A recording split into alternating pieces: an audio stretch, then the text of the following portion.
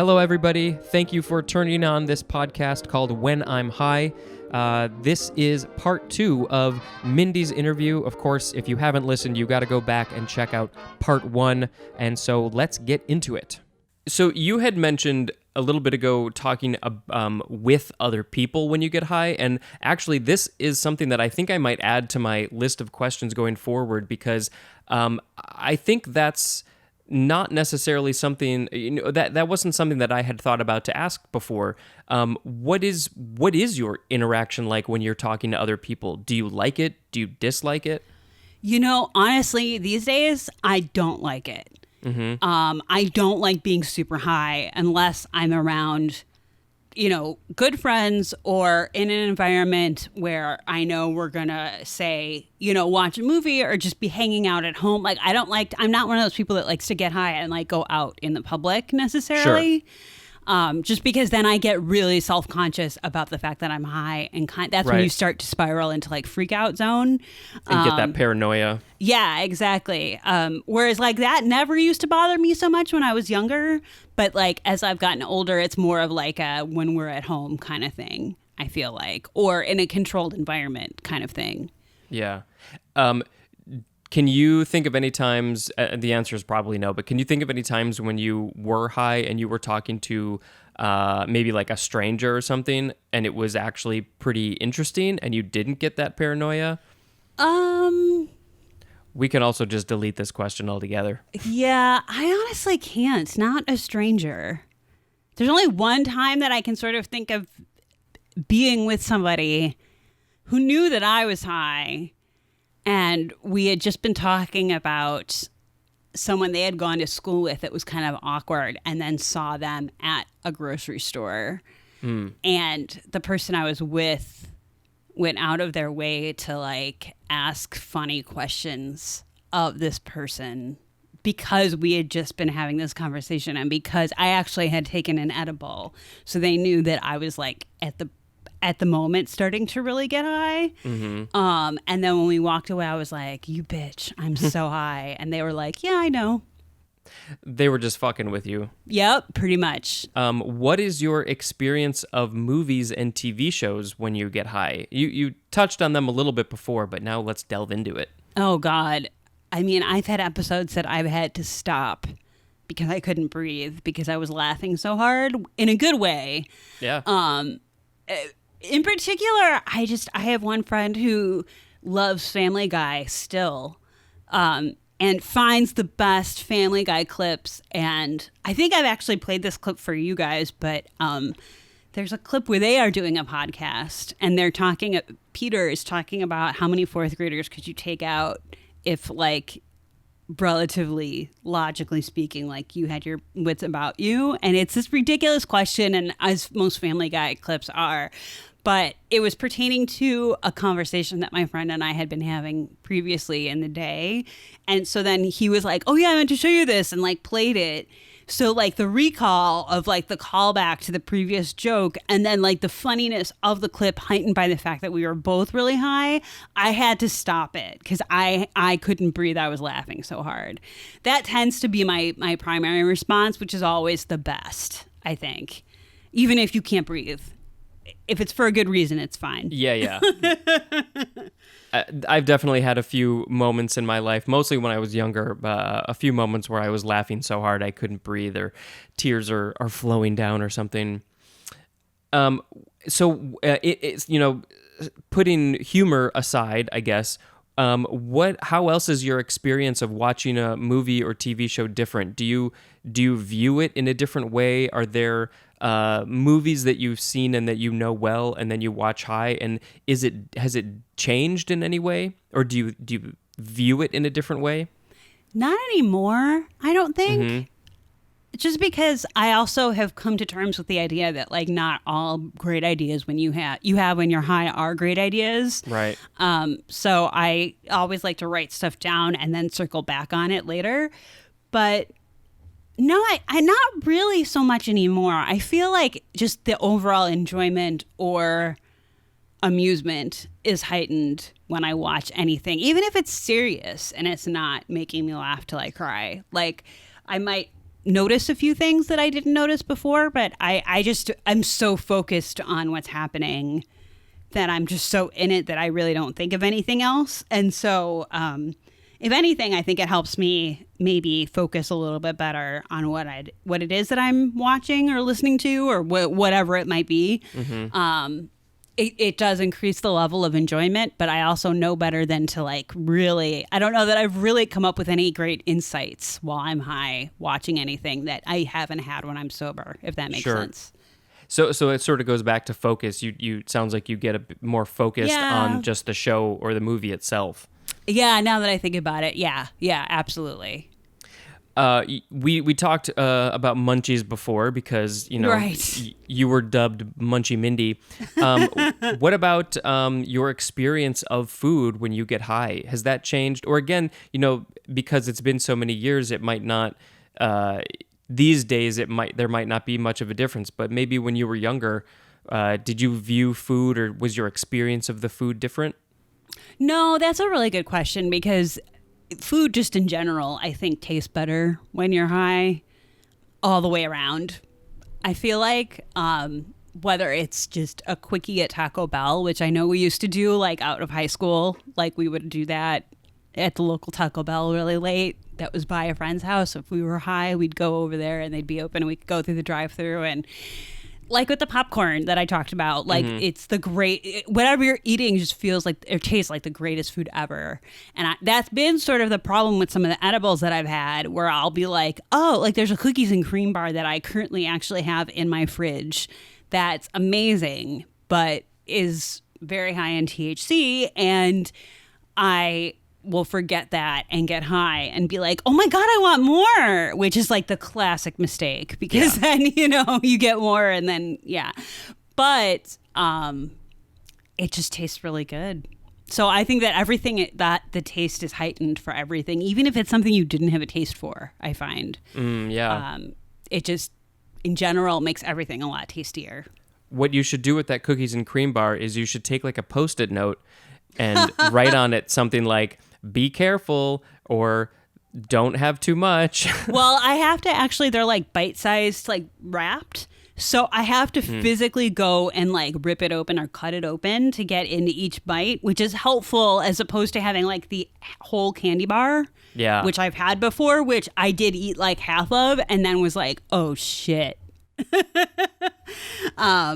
Nothing bad happened, obviously. Like, I had nothing to do that day, and I was just like, well, I'm just going to be really high for the next few hours, which is basically how it went, and not really that bad. But yeah, it just tasted even better than I was craving, so it was so hard to stop eating, and then I was like, well, shit, now I have to stop eating, because this is going to get me way more baked than I originally was.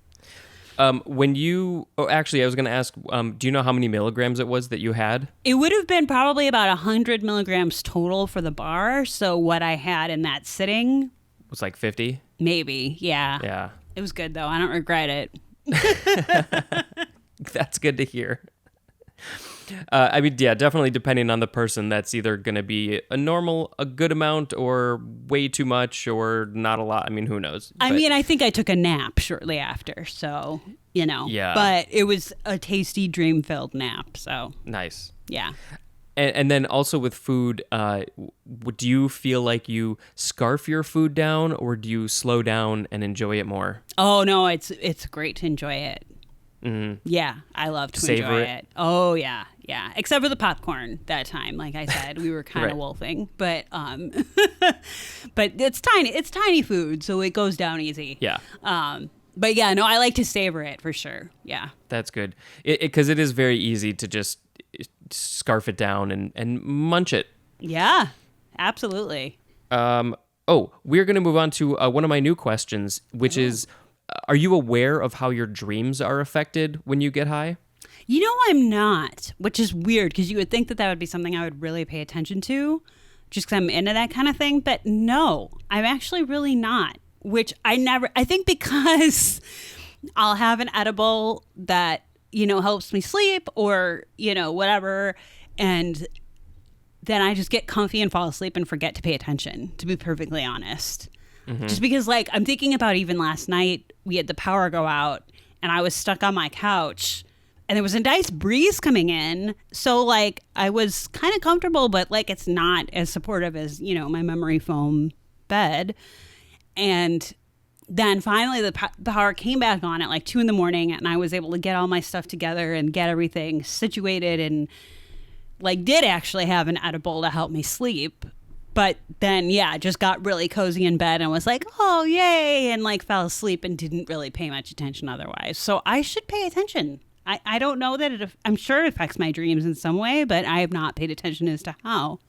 Huh. Yeah, I think it's different for everybody. I mean, obviously everybody's going to be affected differently anyway, but you know, just the way that people sleep, I've heard some people say that they sleep better. I've heard people say that they don't sleep as well. I've heard people say that they dream more or they dream less. So, you know, I find it interesting if people are aware. Have you noticed your sleep being changed at all when you're high, when you go to sleep? I definitely fall asleep a lot easier. Okay. I know yesterday, like, as an example, you know, I have hue lights in my apartment. So when the electric came back on, like, all of the lights in my apartment came back on, like, at once at like 2 a.m. and it scared the crap out of me. And so then I was like, okay, great. Like, now I've got everything all situated. I'm not going to be able to fall back asleep.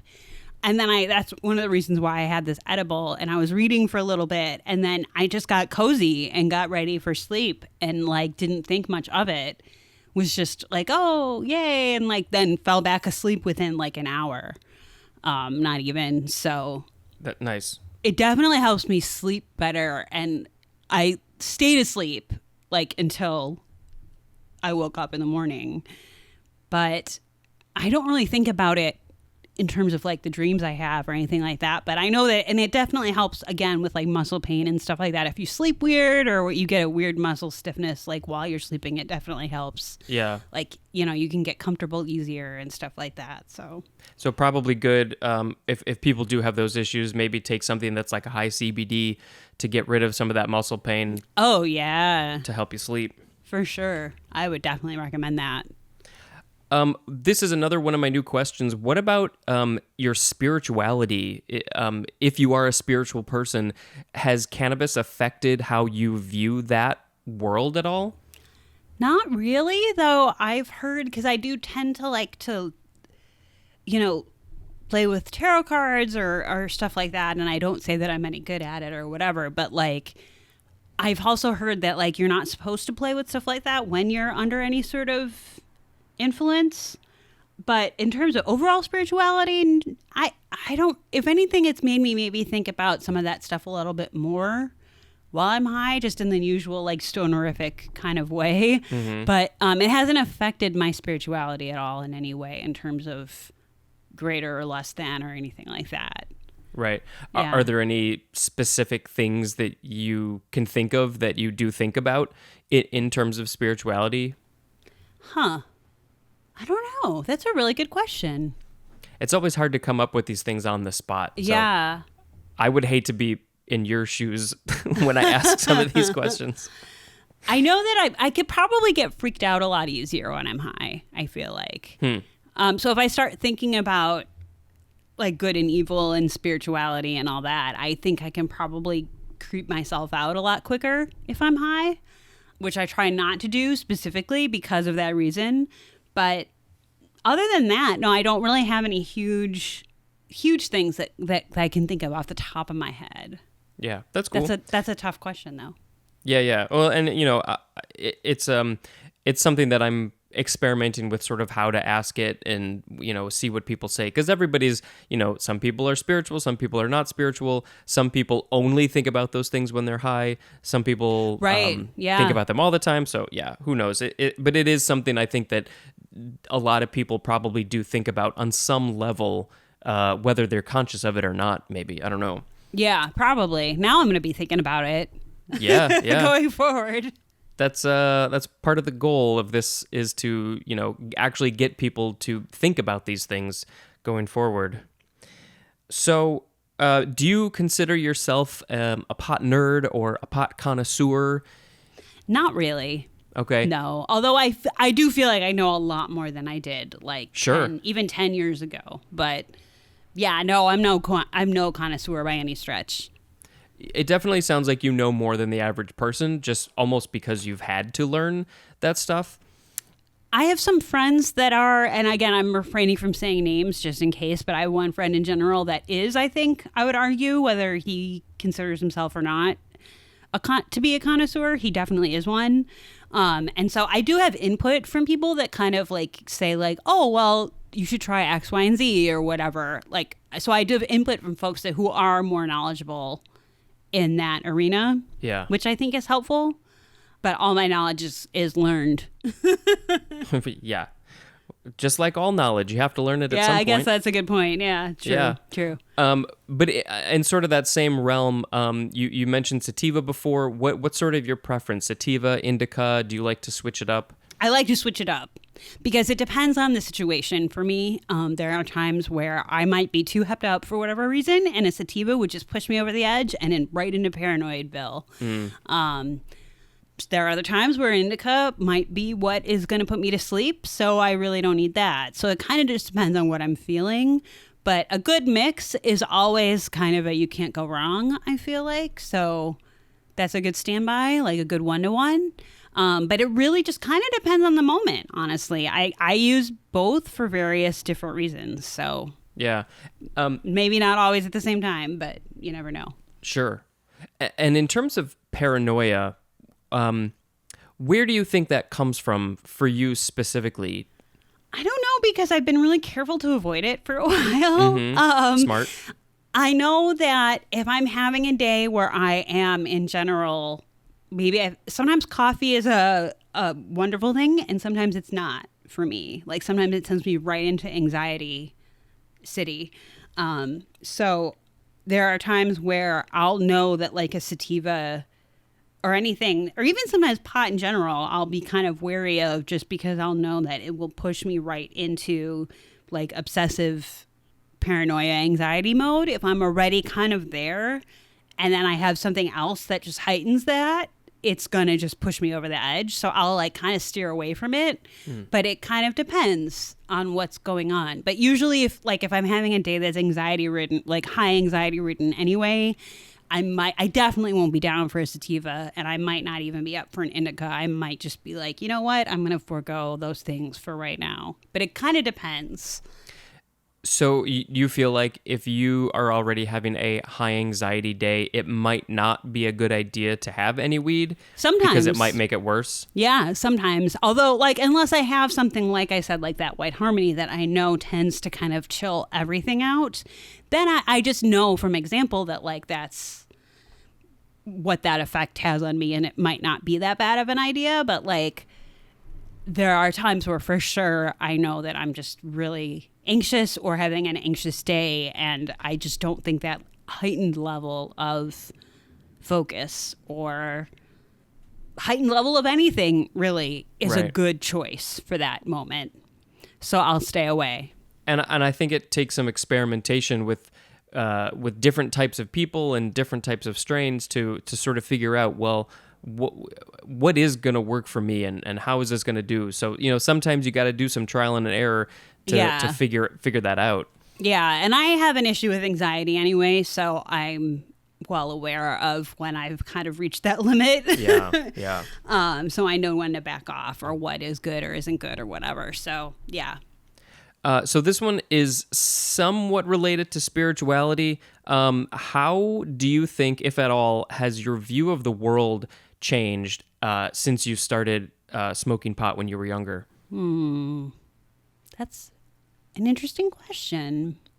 I don't know that, like, marijuana has necessarily changed my view, but I tend to be sort of, I don't want to say an empath, like, psychically, but, like, I have empathy for people, I guess. And I feel like pot does heighten that. Like, I know that if I'm watching something, I know that, like, on our podcast, we talk a lot about horror movies. And if there's an animal involved and it comes to harm, that's like a deal breaker.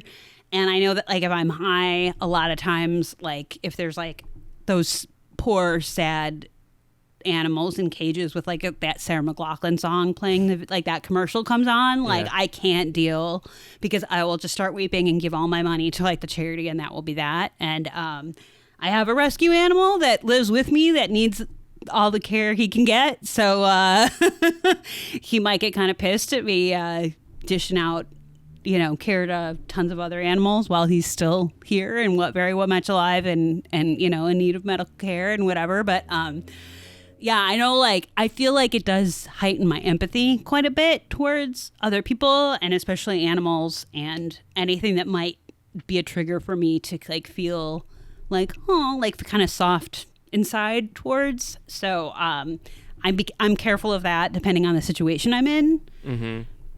But that's one thing that I've noticed, is that I guess, like, in terms of the overall world, like, I'm much more empathetic, I think, when I'm high. Right. Just than normal.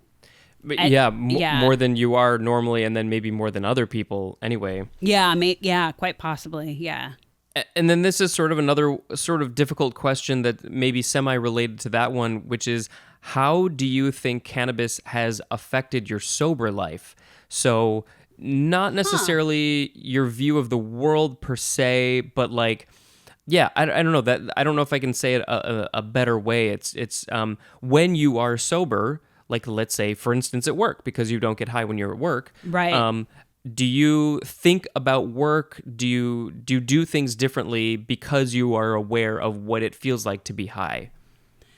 I think that I'm less judgmental. I don't think that I do things differently because of being high, but I know that I'm way more I don't really have a frame of reference for how I felt prior to ever trying, like, smoking pot, but like in terms of people who have addictions or like issues with addiction that get problematic for them, I feel like I don't know if this is because of pot or not. I feel like I'm a lot more able to understand in a broader sense how that could happen.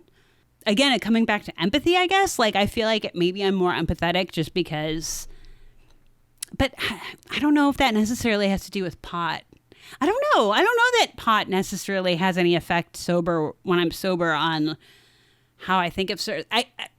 No, I take that back, except for the idea that, like, we've been talking all along about, like, pot's a gateway drug. Right. Like, that phrase was sort of beat into us as a kid. And I think maybe knowing that that's not, at least for me, the case, because it did not gateway into, like, heroin use or coke use or anything else like that, I maybe think now that it's more understandable to me how people could get into some sort of, like, painkiller addiction. Like, I think that's a bad example, because I feel like I'm equating the two and I'm not. Right. But I just feel like I have a better sense of empathy of, like, I guess just understanding too that, like, not everything is what it seems.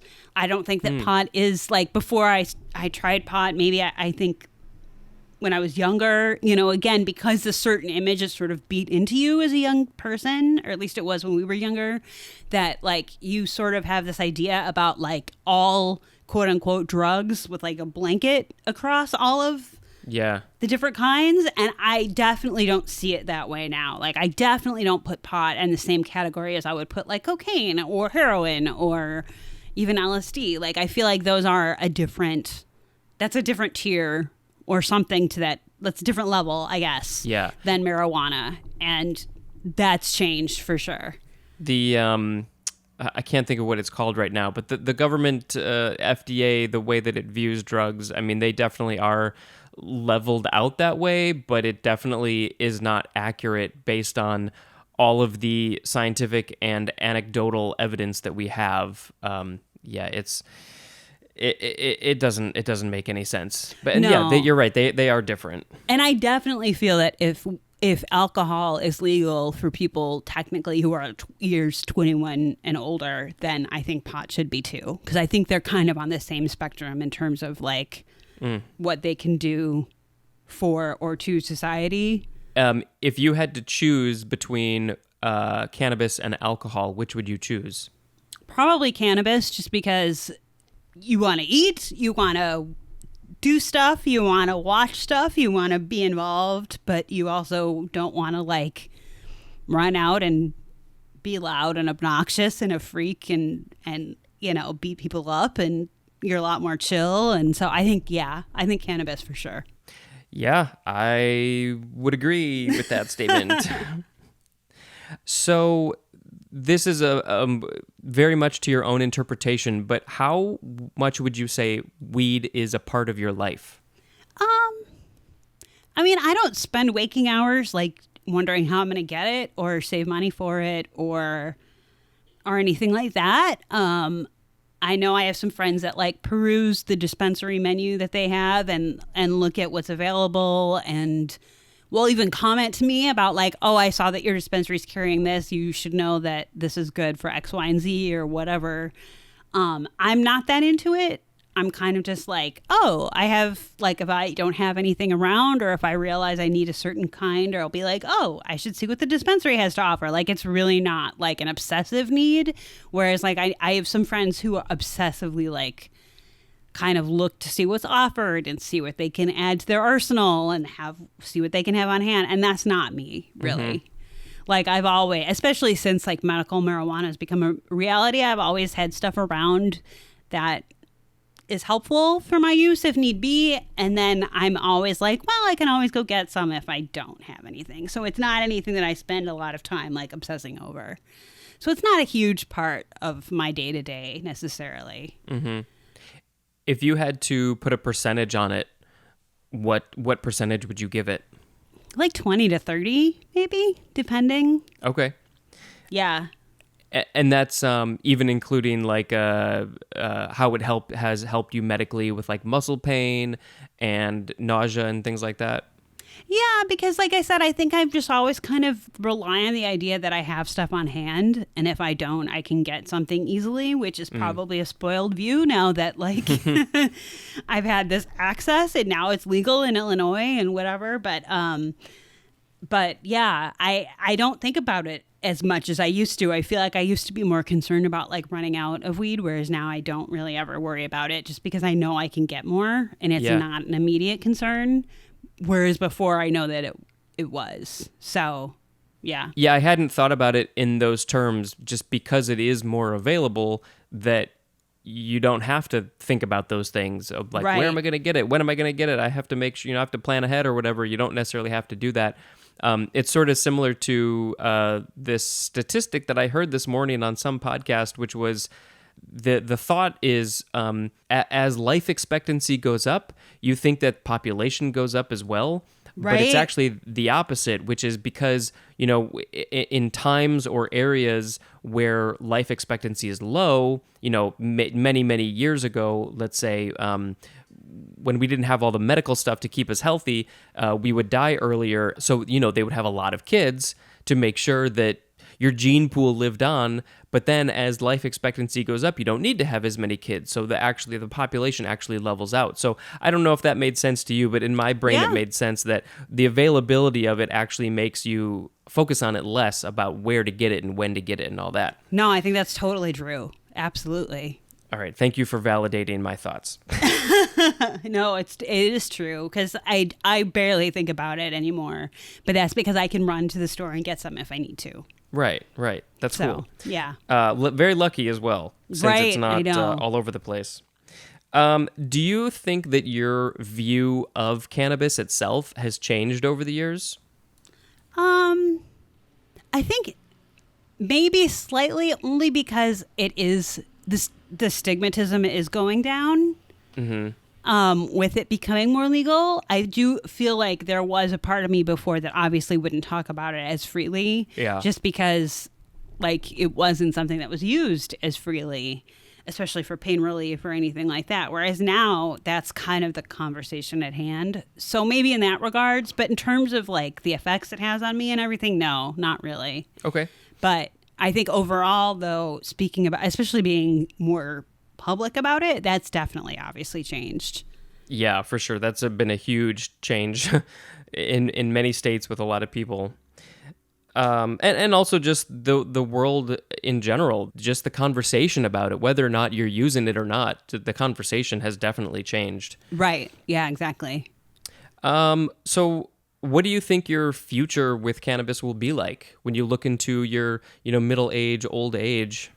Oh, I think I'll still be using it for sure. I mean, whether or not I'll necessarily be using vapes or whatever, that might change depending on how the delivery method is improved or not or whatever. But I definitely don't see any change in the near future or not using it in my future. Like, I think that that'll definitely continue. Yeah. I wonder what sort of technology they'll come up in like 40 years. Right? I know. It'll be crazy. Yeah. I mean, like, I'm just trying to think. You can already take it in like any form you can even think of right now, from pill to smoke it to eat it, whatever. Yeah. It's like the next thing is inject it or something. I know. I haven't even asked my friend how he figured out how to refill cartridges. I haven't even gotten that far. But I'm like, I already know that's way too complicated for me. Like, I'm just happy to go to the dispensary and be like, that one. Yes. Yeah. You make it for me. I will give you money. Exactly. So you can do it. Shut up and take my money. Yes. Before I ask my last question, are there any sort of last thoughts? Any things that we didn't get to that you want to talk about? I don't think so. Other than I just really wish that like this whole stigmatism had been lifted somewhat sooner, because I do think that there are people that could benefit that don't even think. I mean, I have an aunt and uncle that are very conservative, and they talked this Christmas about how they're giving their dog CBD because she has really bad arthritis. And they were like, she performs so much better, like, after we've been giving this to her, and she's doing so much better. And I don't think that would have even been a conversation that they would have had like 10 years ago, even. No. So that's really interesting to me. And I just kind of wish that it could have come across sooner. But, hey, the dog in question is doing awesome. And she's way more active, and she's an older girl, and she's my buddy, and she still lets me chase her around even though she's got arthritis. So yeah, it seems to be working for animals and for people. So whatever works. And then my final specific question is just, what do you want to say to pot? One way to look at it is, if you were never going to see it again, what would you want it to know? How helpful it's been, and how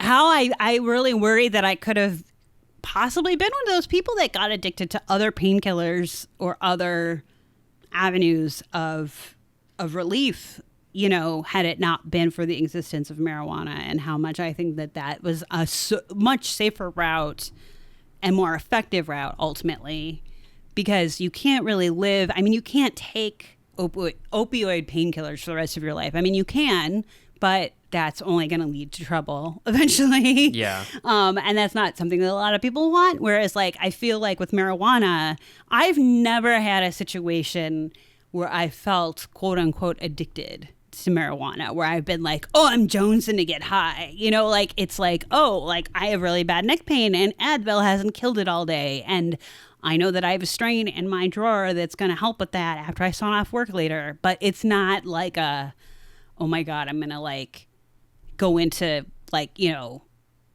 shock and start getting the shakes if I don't get to smoke pot, something like that. Which sadly for a lot of people, that's what, like, who have conditions that could have like been treated, I think, easily with pot, kind of fall into, because they usually get prescribed things like, like you had mentioned, like opioids or narcotics or whatever, and it just leads to a bad place because you're not ultimately dealing with the cause of the pain, where I do think that marijuana is a good aid to help you deal with like the cause of what's bothering you. Because I know that, like, for my specifically neck and shoulder pain, there's nothing I love to do more than stretch after I'm high, which ultimately helps you. Yeah. And, helps that condition get better. Whereas if I'm on, if I'm taking narcotics or whatever, that's not probably going to be the same reaction. It's probably just going to like lull me to sleep, and then that's that. Mm-hmm. So I do think that marijuana, I think, is so helpful in that regard, is that it helps kind of expose the issue, but also kind of a possible solution that doesn't even necessarily have anything to do with pot half the time, which is really interesting. Yeah. Well, those are all my questions. Very grateful for your time for doing this. I'll say it again. Mindy's podcast is Horrors Talk Horror. I think I have mentioned it at least once or twice on this podcast before, just because I am connected to it. Any last words? I think I already asked that before, but what you got to say? Thank you for having me, and thank you for kind of getting this word out, because I think it's becoming slow but sure, like you said, a little bit more and more of, I don't want to say commonplace, but it's something that more and more people that wouldn't necessarily think about pot as the answer to what's ailing them, it's becoming more and more the answer. So that's a good thing, because it's cutting down all the negative that could be the replacement. So thanks for getting the word out there, Spencer. It is my duty in life. Haha, I said duty. Duty. Duty. All right, well, I'm going to sign off. We are done here. Thank you, all of you, to listening. As usual, of course, I have to say, please rate and review. Let's get this podcast up in the charts. Let's get more people to hear what real people have to say about what it's like to be high. And share and subscribe, and if you want to throw a few bucks my way, because I do have to pay for hosting services, and it takes a lot of time to edit and record and all those things, I would appreciate that. But I understand that times are tight, so maybe you can't do that. Yeah, I want to thank you all for listening. And until next time, this is Spencer and Mindy and maybe some other person next time talking about cannabis and what it's like to be high. Thank you.